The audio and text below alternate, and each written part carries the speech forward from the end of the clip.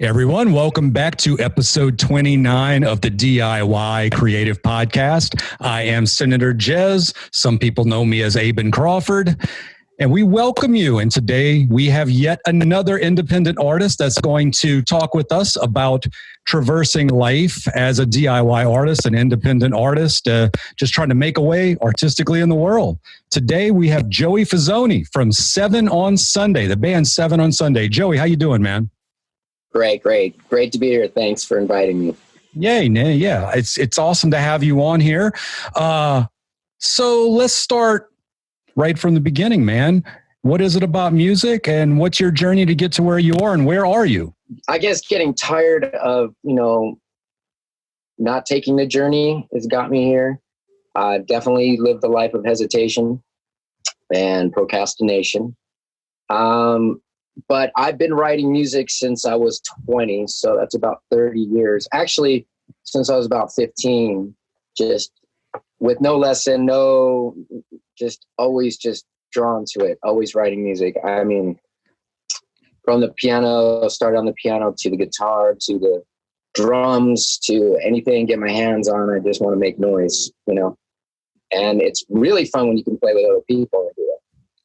But the journey of making my own music has been pretty lifelong, as well as writing, though. I actually wrote a couple books too. So that's awesome. Definitely have to get into that.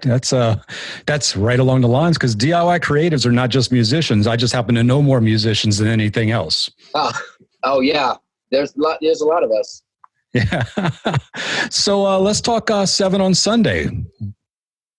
Okay. So 7 on Sunday started off with open mic night out in Simi Valley.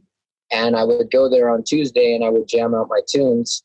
And the vibe there was just amazing for creative spirits. Everybody was just supporting each other. That was it. You came there to listen to everybody. You didn't leave, you didn't do your set.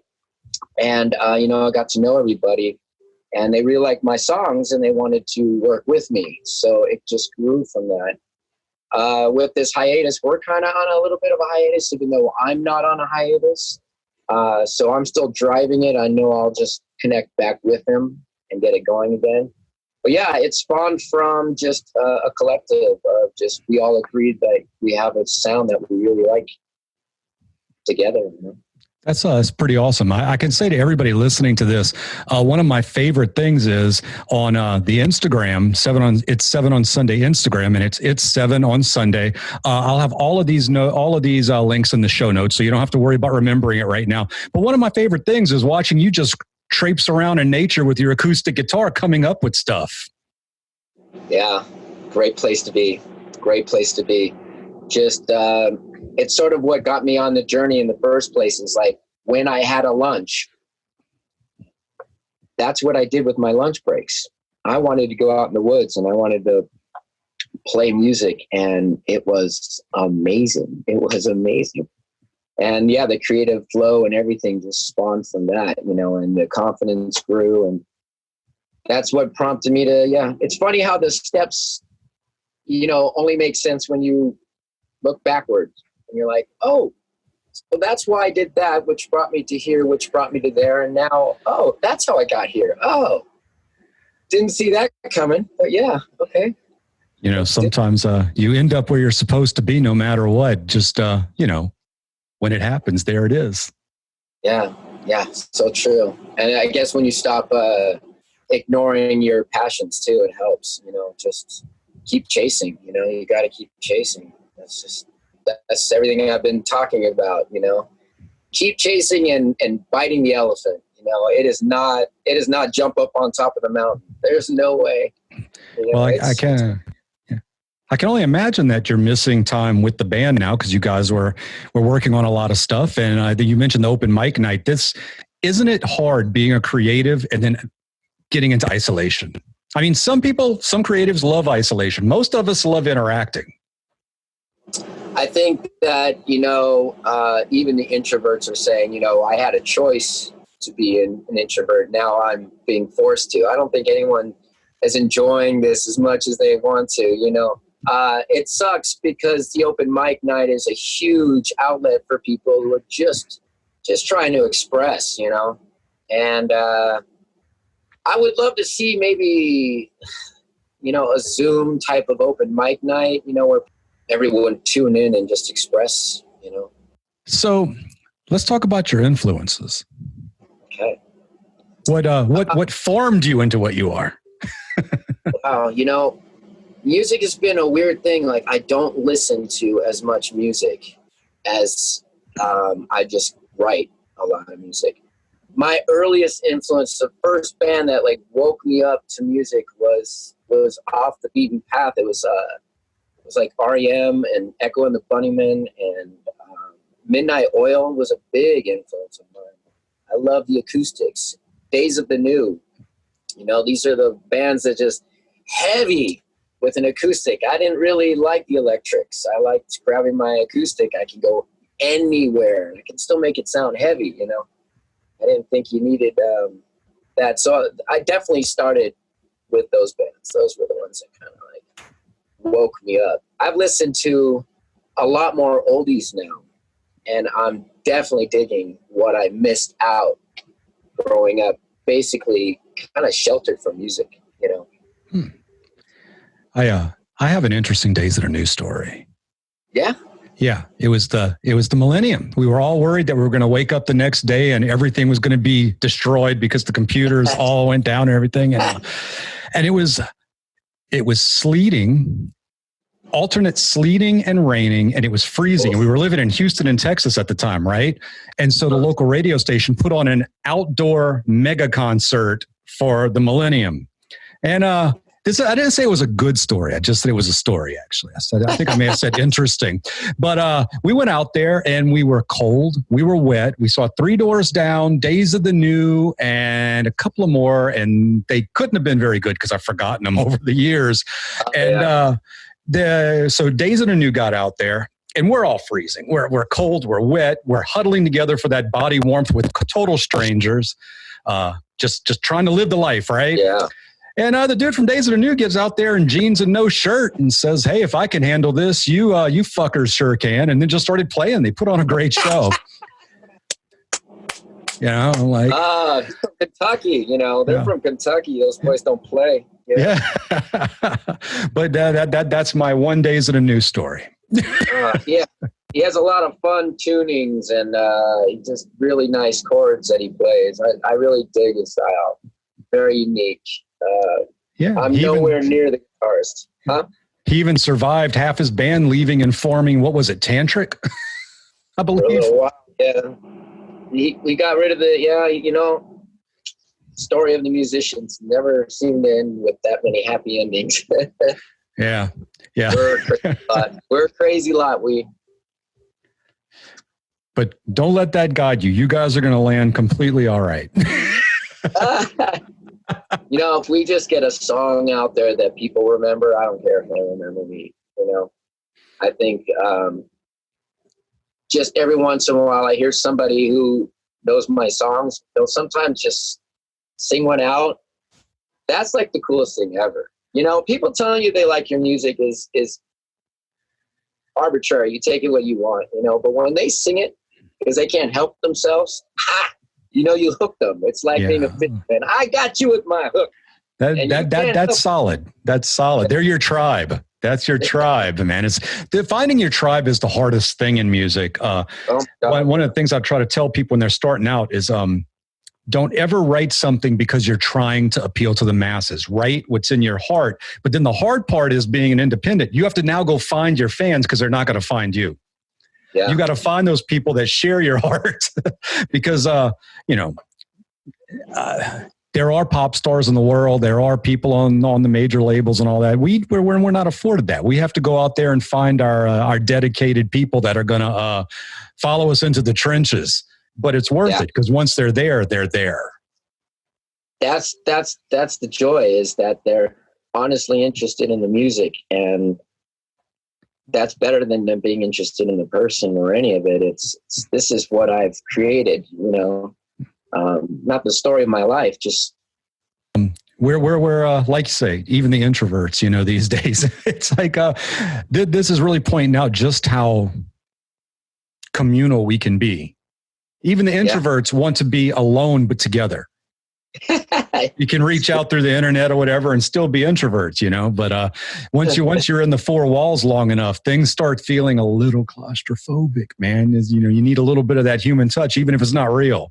You know, get online and see some people faces. It's true. I'm just lucky in the fact that I have the kids, because I'm so busy that I only get time to be depressed about this is usually when I'm working. That's an interesting take. Wait to get out there. Well, because, like you said, like you feel them missing going out and being with people, and especially musicians, especially when they're in their mode and you hear them talking excitedly about something. I was a bartender for 28 years before I ever did anything, and the best thing about being a bartender is the collecting of stories, and hearing people tell their stories. And I miss that. You miss that animated people moving their fingers, just the vibe of being outside. Well, now that you mentioned, man, you were a bartender for all those years. I've been having this problem I need to run by you. Never mind, just joking. I'm ready. I was ready. I'm locked in. It's like, isn't that the thing? Bartenders are therapists, man. You had me too. I'm like, yeah, spill it. I'm ready. We could talk. I loved it. It's a very creative profession too. And I got to make a lot of really interesting drinks that I got to play with and experiment on my guests, and they dug it, and it was a great time. In a way, you're a social scientist, you're a chemist, you're a counselor, you're a doctor, you're healing that with what ails to a point. Then other people need to come the other way, but yeah, it's a little of both. Yeah. Man, it's like I don't know if you can. Yeah, the little white paper under my Moogfest sign right there. You know what that is? Oh. That I got this great idea because I had to do this outdoor show, and it was a 5-hour show, and that was last year, and it was for a festival. And I was like, wow, why hadn't I thought about this before? After I did the 5-hour show outside, I went and got my busking permit, right? And it was cold. And I learned at that show, you really don't want to play guitar outside when it's really cold for any extended amount of time, right? So I'm like, once spring hits, I've got the permit, I'm heading out. And COVID said, you ain't going nowhere, sucker. So I got my ready. Oh, nice. Yeah, I'll tell you why I got my busking permit, because I'm getting old, and I'd rather go out and play for a few hundred people on the street and maybe make some interactions that way than go to a club and play for 10 to 20 people. Get out of the club. Nothing's worse than going to a club, playing to 10 to 20 people. Don't make any connections because they're there doing their own thing. And then you get out and you're like, I just played a show and nobody in the world cares. You just go to Taco Bell and go home. So it's a quiet life. Yeah. Getting out on the streets, that was a different thing, Yeah, dude, that's rad. Actually, I mean, I think that's one of the next steps I need to do, man. If you're ever out here, I'll come and grab like a cajon and I'll play behind you. There you go. I'd love that. I mean, open mic is sort of the closest thing. I mean, I've been in bands that have done the live shows. With 7 on Sunday, we did the live shows, and you're right, man. It's more about being on stage, and then it's really just between. Yeah. We got the load. We're done loading. No one wants to talk. Okay, we're going home. Yeah, and then you walk out and you're like, wait a second. When I grew up, didn't the party start after they got off the stage? And then you realize, well, the dogs will be happy to see me. You get home, they're sleeping. You do your own thing. Yeah. Hour a day. It's true. We're crazy. We're crazy for this profession. Yeah, but it's not even a choice. I don't think it's a choice for you either. I mean, I think it's innate. You just feel the call, Well, I can tell you what makes me sad. There's a lot of youngsters I see come in because we run by a lot of people on Instagram. We back? Okay. We run by a lot of people on Instagram and this, and I see a lot of young people, and I talk to a few of them, and nothing gets me right here more. And I get it. we all have to market. We have to learn marketing. We have to be our own reps, our own agents. But I see these kids out and they talk more about the making it than the making it. And I'm like, you've got to come to terms with making your music for your music and then move forward from there, because I'm not trying to hold anybody down. I want everybody to totally succeed, but I just get the feeling that they are more interested in being famous than being a musician. They want to be the Biebers and the Grandes and stuff like that. And it's and that can happen, but it's a different path than the path we're on. Because being a pop star, that's a business different from being a musician. Yeah, And I just wish I could impart to people, to really make it as an independent, you have to be willing to make the music for the music's sake, or make the painting for the painting's sake, or write the book for the book's sake, and then work your ass off to get it to the people that care. And that's the hard part for me. It isn't making. I can make it for days. It's the wanting to market, where you like really just like, it's just like you have to ask people to listen to your music, and it's the only way to do it because they don't know you made music. So it makes sense, but you don't like to ask people for anything, but you should ask. It's both sides of the coin. Well, this is the catch that I talk about a lot. Okay, here's the stages of depression for an independent musician. You make something and you're happy. Right. So the first stage is you realize the people closest to you don't care. Right. So you got to go look for strangers, right? So then you find the strangers, or you find the people that may like your music. So you say, hey, I have a new song. I don't buy music. Hey, you can stream it for free. I don't have a lot of time in my day. Hey, could you help get the word out? Just mention that we have a new song. You know what? I think you're being a little hardcore, and I don't like this I don't like this being marketed to. So, I'm just going to go away. And then you're like, huh. Okay, I got to go do that to the next person. Next. And I shouldn't say that the people closest to you don't care, but there's that old saying, a prophet's never respected in his own home. To the people that are closest to me, I'm just Aben. Yes. Isn't that cute that you made music or something like that? And you don't necessarily get the most honest of feedback from the people closest to you. I always wanted to like make something that I knew sucked so bad, and then go to people and say, "Hey, what do you think of my new song?" And just see what they would say. And then they would go viral. They'd blow up. It'd be 30 minutes of me just farting and then auto-tuning it. And then be like, "Damn you, Murphy! All my life." That would happen with like REM. One of their biggest songs was "Stand," I believe. And no, that was like a joke to them. They did that in like 10 minutes, that wasn't one of their like, and then that's the one. Okay. I mean, a lot of other songs blew up with theirs, but it was always irony. Yeah. And Shiny Happy People was another one. Oh yeah. It's sad too, because I love the girl, the singer. Kate. Kate something. Yeah. Kate Pearson, I think. I think you're right. Yeah, I won't get mad at it. But either way, her pipes for days. Oh, yeah, amazing. They're great.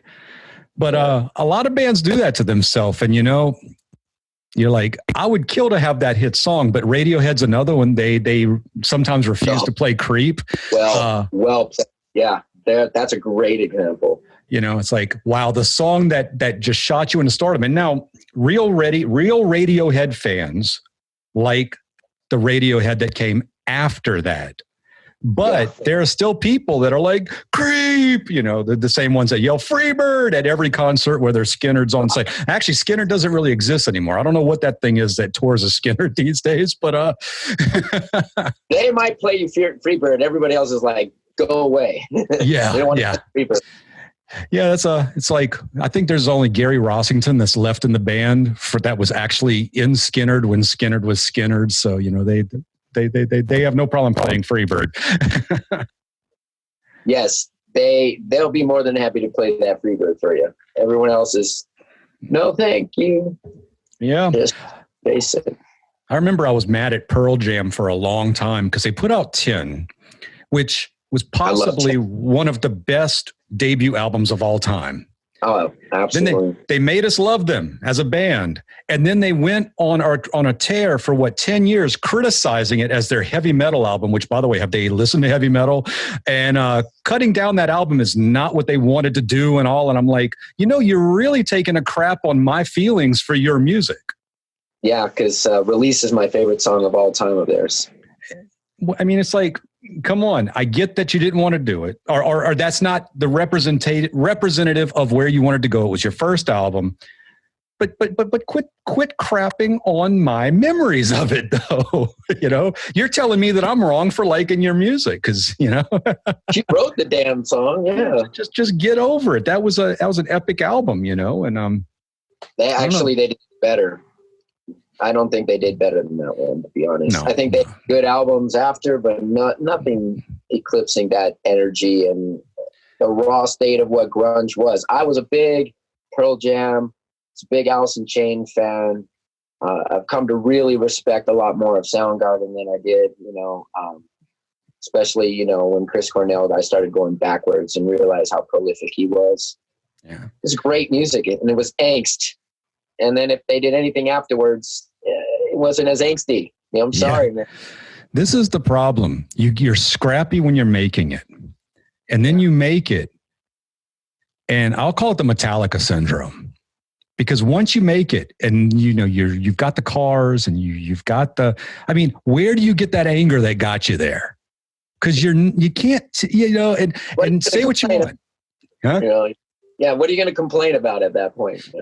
And don't get me wrong, I still love Metallica, and I liked their last album pretty good. It wasn't like their older stuff and all, but there really is a point where David Bowie was a master of this because he didn't try to capture the angst every time. He'd create characters, he'd create narratives, he'd create stories, which is what the prog guys do, but he played music that appeals to more people than prog does.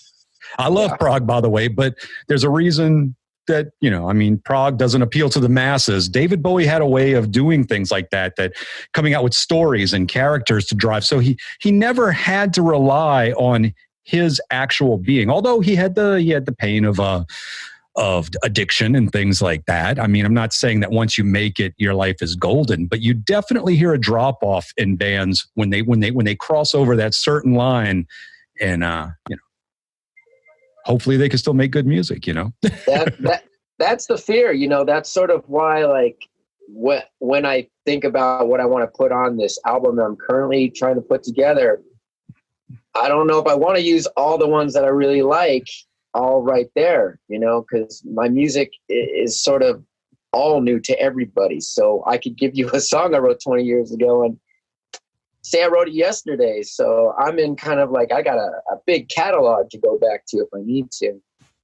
But I totally respect Bowie for that evolution and that ability to constantly reinvent yourself.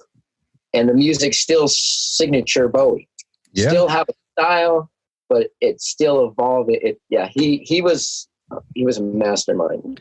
I'll give you an example that really sticks in my mind here, and it has a Bowie aspect because they've worked together, and that was Trent Rezner, 9 Inch Nails. Now, Trent Reznor stuff that he's doing in movies and in soundtracks is amazing right now, but those last 3 EPs he put out as 9 Inch Nails, I could have probably done without those. Right. The Fire he told a story, and it was hilarious. He's like, now he's got a wife, he's got a kids. Things when he was younger, he said he'd never have, and all that. And then he has to go to the kids and talk to their teachers for parent teachers night. And those teachers are the exact age that know that he used to sing, "I want to fuck you like an animal." Yep. See, wow. That was Trent Reznor, but that being said, his evolution, the stuff that he's doing with Atticus Finch in soundtracks, it's not like he's dead in the water artistically. He's grown artistically. It's just the last few 9 Inch Nails releases, they just didn't have it. There wasn't that punch.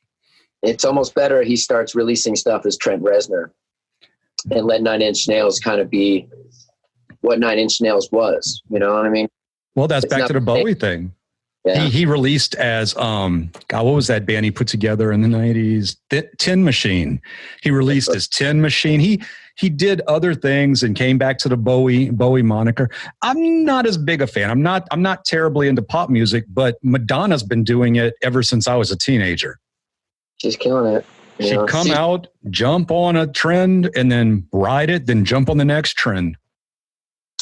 She's sort of a chameleon in that way. Yeah. Just change the. And then, if you're gonna make it work, you gotta make it work. I mean, I don't know how many of her songs she wrote. I don't know much about her, so I don't know if people just kind of always helped her along with the writing. I always wonder about that in the first place. The difference between the people who write their own songs and the people who perform it. Yeah, they feel like two different people. You know, I'm always highly suspect, and this probably I shouldn't be when dealing with the pop music world.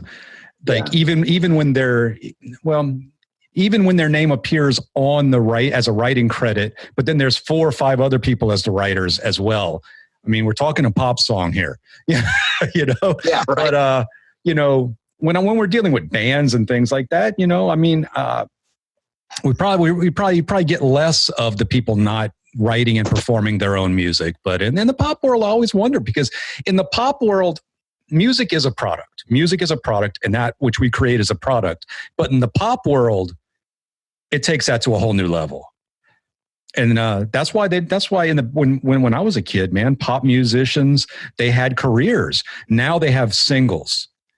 And they only have singles until there's enough faith in them that they can sell enough of the singles, and then they get kind of just pushed off.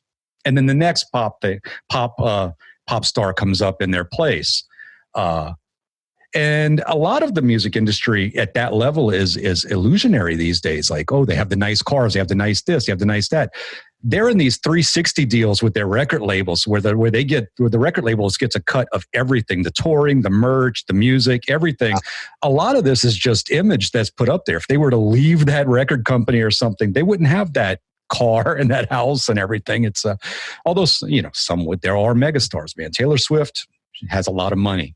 She's done it, but a lot of these people living the life and all, but they're not really. They're just singles, and that's kind of sad. They're a commodity. It's like a football player coming on, you know, having a good year and then getting injured, and then they're done. You know. I did have a discussion. Oh, sorry, I didn't mean to cut you off. No, I mean, you're right. I mean, we are just commodities at that capacity. You know, what we have, it's almost what we have more than who we are. It's definitely not about who you are, unless you're a pop star. Yeah. Pop star is a dangerous profession. It's really cool that you likened it to sports, because I had a talk with somebody who is an absolute dyed in the wool Ariana Grande hater. You know, the exact opposite of a fan. This person was that thing. And I was talking to him. I'm like, think about this. And I just popped the name out there. Let's say Joe Bonamassa. Like, Joe Bonamassa right now can fill up the Hollywood Bowl. He can fill up some medium-sized places. He can go on tour. He's making great money. Ariana Grande can fill a stadium right now. But unless Ariana Grande pulls a Madonna or a David Bowie or something like that, her shelf life is like this. Kelly Clarkson, won American Idol, was a pop star. Now she's a talk show host. She still tours and things, but she's a talk show host. Gwen Stefani is on the TV now, not putting out music regularly. And that's kind of the trajectory of pop stars. So I'm like, go back to the Joe Bonamassa thing. He's filling up the Hollywood Bowl right now, playing medium-sized places. And in 20 years, those same fans are going to fill up the Hollywood Bowl for him. That's not the same thing for a pop star unless they make that shift into a more adult-oriented star. And then they have to realize that they're not going to have that kind of fandom anymore. They'll have more like a Joe Bonamassa fandom. So, I mean, Joe Bonamassa's, as long as he plays what he plays, he's always going to have his same fans. The Stones, I mean, all these people, we're talking rock stars with the Stones, but pop stars are in a dangerous field. They're like sports stars. If they don't get their push and do it right, then they don't get a second act. Yeah, you got to be interesting until you're not. Right. So, in that, I would never begrudge Ariana Grande her fame, and I for one am like, yeah, do everything you need to do to get it. And this guy just can't get past that. I'm not going to say who it is. He's going to listen to this, by the way, so he knows who I'm talking about. The opposite of a fan is still a fan if you're spending too much time hating. This is true. Yeah, I mean, it's probably just to let it. It'd be better for his own sanity to shrug it off and let her be her. But I wouldn't want to do it. Then again, I wouldn't want to be president of the United States. I wouldn't want the job. That's why I don't go for it. I don't chase that kind of stuff because you have to want it. You'd have to have the ego to think you can take it in the first place. I give them their respect because they're asking for the punishment and they're getting it. And they're getting awards too. And I'll tell you what, our pop stars, at least they can feel safe that they live in our country. I'm sure some of them are abused by this, that, and the other. But man, that stuff that's coming out by K-pop, about how they treat the K-pop stars, they're like living in torture. They're starved. They're performing injured. They're basically a commodity of the state. It's like, or their handlers at least. I'm like, wow. It's like, suddenly our pop stars, they have to go out there and put on and perform and live the life and everything. But at least they're not K-pop stars. Those guys seem to have it bad. That's more like silver screen Hollywood. That's more 20s Hollywood stuff. We've learned not to be so cutthroat. I mean, that's why we got the unions to kind of protect the artists. But who knows how everything's going to change. I mean, the whole world is sort of flipped, and stars like that, Ariana Grande, can't fill a stadium right now, even if she wanted to, because it's just not possible. So how do you stay relevant in a place with no venues? How do you keep generating that income? How do you fill the seats when? What is the seat nowadays? Is that somebody online? Is that kind of that? Yeah. It's hits. Well, it's this is where being an independent actually is kind of nice, is because nothing is stopping us from putting out music after music after music, or artwork after artwork after artwork. We don't have to move a whole machine to get a song done. We don't have to get that collaborator with that producer and then the money from the money bags at the label to get the studio time to go put it out. And then next, 2 months later, you have another pop hit. Man, being an independent right now, we're just doing what we've always done. This is our life, I mean, it hasn't changed much at all. It hasn't. Funny thing is, my buddy who was working with me, he's just moved back to New Zealand. So working with him is going to be interesting. He just came out of the quarantine, So I'm excited to see how, because we were collaborating on stuff. So I'm excited to see how we'll do that again and how we'll make that work. I think for independent artists, it's just going to get better. It's just going to get better. Especially, I think, if we can capitalize on some kind of open mic night thing, just to gather these people, all of them, and bring it into a global, awareness. Well, I've performed a few live things, but this Friday, I work at the North Carolina Museum of Natural Sciences. I do their music, I do their soundtracks, do their soundscapes, and all help design the audio exhibits. And this Friday, we have what's called a virtual adult night. While we're open, once a quarter, we have an adult night party where we have DJs come in. We have a theme. People come dressed in costumes. The libations flow freely, and people come into the museum and have class, but we can't do that. So we're having a virtual adult night Friday, and my segment is going to be teaching how synthesizers work, because the theme on this is gaming. So I'm going to teach how to make a chiptune sound out of a synthesizer. And we're going to have other people, and we're going to put together this virtual adult night. That's very cool. Yeah. Well, I'll keep watching. Let me know how it goes, because, that's currently going to have to be the way it works, Yeah. My wife, she's a manager, and every Friday they do a theme, and they all dress up. I think it was Fan Friday last week, where they all dress in their favorite sports thing, and they're all doing their Zoom meeting anyway. they're finding ways to, bring some levity. We need levity. The world needs some levity right now. This is true. It's you know what I think is the worst thing about what we're going through right now is just trying to figure out which way is up. Is the confusion. Yeah. It's the confusion. And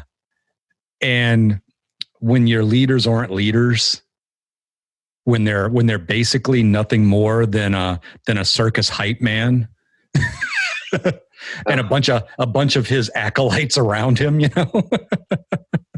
it doesn't really instill all that much confidence. And well, I don't think there was much confidence from the get-go anyway. So it's pretty par for the course. It's just now everyone can say, guys, you asked for him. So this is, this is what we got. Yeah. It's interesting. It's interesting. And it's going to be fun to see how this all plays out, but okay, maybe not. Well, this is definitely unprecedented. I mean, never in the history has there ever been a global scale quarantine or isolation like this. This will be in the history books, and there's no way that we're going to go back to a exact replica of what it was before this. But we're definitely going to find a way, because we're just going to get too bored. Yeah.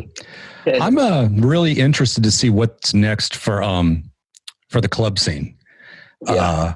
Because generally the clubs I play, we get a case of beer and we get a portion of the door. Well, if you can't let anybody in, then there's no energy. There's less door, and beer only goes so far when you're performing. So it's like, it's those things. The malls, they're starting to open up here in North Carolina. And I'm not a big mall guy. I'm not that guy. But every now and then it's nice just to get out and do something different. But it'll never be the same as what it was before. So these are the things that I think about, and makes me not sad. It doesn't make me happy. Doesn't make me sad. Doesn't make me mad. It makes me confused and curious. Just wondering where the new normal is. Cautiously optimistic. Definitely, I feel you on that exact. Social distance has created some serious borders. We're walking around with walls around each other. It's this invisible space we live in, and I've always just feared that WALL-E. You ever remember that movie WALL-E? Yes, the little robot dude. Yeah. The trash planet. Yeah. The biggest fear that I have is that they're going to be right, and we're going to be a bunch of these amorphous blobs laying on these recliners while this feed of activities just being pumped into our eyes, that would be scary. Yeah, that would be no way to live. That would be absolutely no way to live. It's like, now that's not okay. Now you scared me. Now I've gone over to the other side. There's just a point where we're going to need to get back outside. We're just going to need to. We're still part of the world. That's the hard part. Well, I definitely hope we can do it before I have to pay for a renewal on that thing. I want to get out and use it a little bit. Oh man, that was like the greatest thing not working out ever. Yeah. All right. How much did that cost? It's not much. And here in Raleigh, it's $40 a year. No way. That's so cool. Yeah. I'll have to look into it, because that's the next thing. And I think that is going to come back sooner than everything else, to be honest. Well, technically it's safer. Yeah. I mean, you could be sitting about 6 feet from everybody else, and they can walk by. It's awesome. Is it just you and a guitar? Well, this is the really interesting thing. Here in Raleigh, you can go out and play something other than acoustic instruments, but the caveat is you can't have anything plugged in. It has to be all battery. So what I did was I got a battery powered PA, and I run my guitar through my iPads, which I have guitar, MIDI synth too for my guitar to play my synths with it. And I have Tone Stack to play it's an amp and a effect sim. So I get out there, I can do all of my ambient, my blues stuff and all. And I got 4 hours of battery on the PA, and however long the iPad goes, I have my backing tracks in there. I can sit there and DJ a little bit if I want, I mean, I've got all that at my fingers. And as long as it's battery, I can do it on the street. That is amazing. That's cool. I'm going to be having to pick your brain about all that tech stuff because I'm here for you, man. Definitely, because that's the next step. I think I just have one of those cubes. I have a Roland Cube, I think. And that thing seems to last forever. It's a nice PA thing. Yeah, there's a guy that busks that he's not doing it now. He used to busk outside of the museum, and he plays a Roland Cube. Oh, cool. He has his phone. I think it has an auxiliary input on it, right? He has his phone going through the auxiliary input, and that's how he gets his backing stuff in it and things along that line. That's sick. But right. I tell you, having an iPad and then an audio interface, I have the Zoom U44 audio interface. That allows me actually to have 2 iPads out there, and between the synths, the guitar, the guitar sims, and for my, so I can play through it like an amp, and the DJ gear and all that, I could put on a whole show. That's what I would do in a club. I've often said I could get a band, but man, I really don't want to split that door with more than one person. That's so cool. Oh, I just bring all of my stuff, and do it as I go. So I just have the battery. They always show up to band practice. They never have any drama. I was thinking of having a band called the Cutouts and just have like 4 cutouts behind me. And then, do exactly what you're saying. So you're welcome to that if you want to. You can just get 4 little mannequins and just sit them back there and say, "This is my band." And you know what? If you go on late enough at night, the guys in the bar won't know any better. They wouldn't know. They wouldn't even know. You go on early, they're like, they're a little flat. But if you go on later. Sound amazing. But the guys don't seem to move much. But, tell them to get off. Yeah.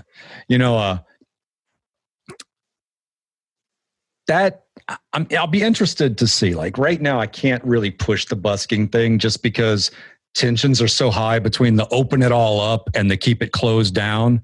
And I'll be honest with you, I'm a little worried, man. I don't want to have to see how I'm going to handle coronavirus, but I am. Yeah. I am biting.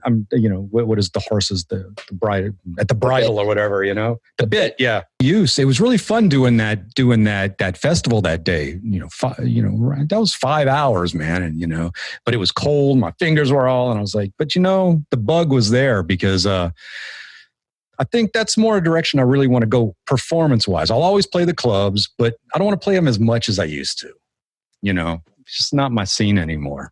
It's losing. Yeah, I know what you mean. It's lacking. It's just lacking.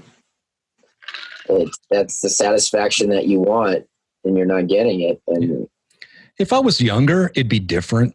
But those years have gone. It's like I like to be in bed before they have me on stage sometimes. Yeah, because I'm just old. Just getting old. I'm getting there, brother. I'm getting there. I've been married for 31 years, so it's not like I'm out there to meet anybody. The crowds are always a good 15, 20 years younger than me. Not really my scene anymore. I'll let the kids have that scene. You're not going to find any kind of diversity in the club anyway. You're not going to reach as many people. That's true. I found that unless you play a certain type of music, also the people that are in the club aren't always there for you. They're just there because it's a place that serves alcohol and you're there with them. Cover bands, they can pull a crowd. Going up there playing experimental electronic stuff and ambient stuff and all. On the street though, it kills. I mean, by evidence by my time out at the festival, dude. So here's your spot. I'm going to give it up to you. Is there anything that you would like people to know that we have not touched on yet in the show? Just that I'm just another creative soul out there on the chase, man. You know, we just want people to listen to our music and share what we do and support each other. It's really the journey, and be happy. That's the goal, you know. And, happiness is a good goal. Well, I've come to realize that it always exists in the chase. It's the pursuit. It's not a destination. So happiness is relative to the bad times and the good times. It's an overall package that we're just constantly on. As long as you feel like you've got your feet on the ground going somewhere, it's better than giving up and letting it just drown you out, because it's not worth it, man.